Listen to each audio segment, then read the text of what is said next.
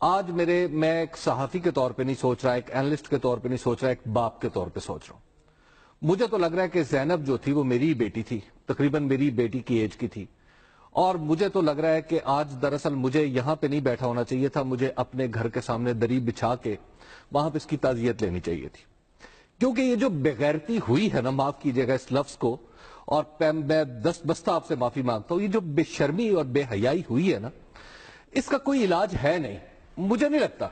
ابھی یہ جو ساتھ صاحب قانون پڑھ کے سنا رہے تھے، ابھی یہ سنا رہے تھے، آپ دیکھیں ایک بچی غائب ہوئی ہے اور وہ بے شرم ڈی پی او جو ہے وہ بات نہیں سن رہا۔ اس بے حیا آدمی کو نہ خدا کا خوف ہے، نہ حکومت کا خوف ہے، نہ اپنے بچوں کا خیال ہے، نہ کسی کے بچوں کا خیال ہے، اور وہ بے شرم آدمی وہاں پہ ڈی پی او بن کے بیٹھا ہوا ہے۔ اس کے بعد آپ ذرا دیکھیں پولیس، اس کی کمانڈ میں جو پولیس ہے، 5 دن سے ایک بچی مل نہیں رہی، 5-6 سال کی بچی ہے، وہ بچی مل نہیں رہی، اور پولیس آ رہی ہے، چائے پی رہی ہے، اٹھ کے چلی جاتی ہے، اور وہ جو اس کی فوٹیج ہے، وہ جو اس کی سی سی ٹی وی فوٹیج ہے، وہ بھی گھر والے پرووائیڈ کر رہے ہیں۔ لعنت ایسی پولیس پہ۔ اس کے بعد آپ دیکھیں آپ وہاں پہ 2 بندے مرے۔ دیکھیں اگر میں خدائی قسم، اگر میں باپ کے طور پہ سوچوں تو آج میرا دل چاہتا ہے اگر جس شہر میں میری بچی کے ساتھ ایسا ہو تو آج میں پورے قصور کو آگ لگاتا ہوں۔ میرا دل چاہتا ہے کہ میں بھی سینہ کھول کے پولیس والوں کے آگے کھڑا ہوں کہ اچھا یار تم نے میری دنیا اجاڑ دی ہے نا، چلو اب مجھے بھی قتل کر۔ بات یہ ہے کہ یہاں پہ کچھ سوچنے والا ہے۔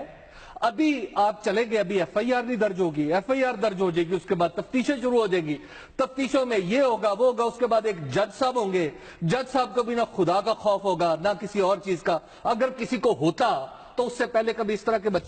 کے بچوں کے مجرموں کو سزا نہ مل جاتی۔ اس کے بعد جناب چیف جسٹس نے نوٹس لے لیا، اس نے نوٹس لے لیا۔ میں سمجھتا ہوں کہ اب نوٹس لینے کا عوام کا وقت آ گیا، اور قصور والے بالکل ٹھیک کر رہے ہیں۔ انہوں نے نوٹس لیا، پہلے تو اس گریبان سے پکڑ کے اب اس ڈی پی او کو باہر نکالے اس کے دفتر سے، اس کے بعد اس بے شرم اور چپ بیٹھے ہوئے ڈی سی او کو بھی باہر نکالے۔ یار 2 مر گئے نا، 4 اور مر جائیں گے۔ پہلے بھی تو ہمارے بچے مر رہے ہیں نا، پہلے بچے مر رہے ہیں نا، کوئی بات نہیں، ہم بھی مر جائیں گے، ہم بھی اسلحے لے کے۔ اب یہی چاہتے ہیں آپ، یہی چاہتے ہیں کہ ابھی یہ الزام ڈال دیں گے میرے اوپر اسلحے کا، اس کے اوپر اسلحے کا، وہ دیکھیں جی اس طرف سے ابھی احمد خان کیا کہہ رہا تھا، وہاں جی اگلی طرف سے فائر ہوئی ہے۔ میرا تو دل چاہ رہا تھا کہ بھائی اسے آگ کیوں نہیں لگائی اس دفتر کو، اس پولیس اسٹیشن کو آگ کیوں نہیں لگی، ان پولیس والوں کو کان کیوں نہیں پکڑائے گئے۔ میں مارنے کی بات نہیں کرتا، وہ بے شرموں، بے حیاؤ، تمہارے شہر میں 1 سال میں بچہ، ہر مہینے ایک بچہ مر رہا ہے، 12 بچی، اور ہر مہینے ایک بچہ مر رہا ہے، ہر مہینے ایک بچی کے ساتھ زیادتی ہو رہی ہے، اور بے شرموں تم وہاں پہ بیٹھے ہوئے ہو۔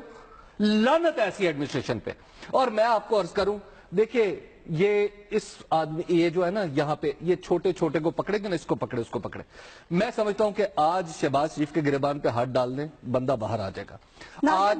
آج آئی جی کے گریبان پہ ہاتھ ڈال دیں، بندہ باہر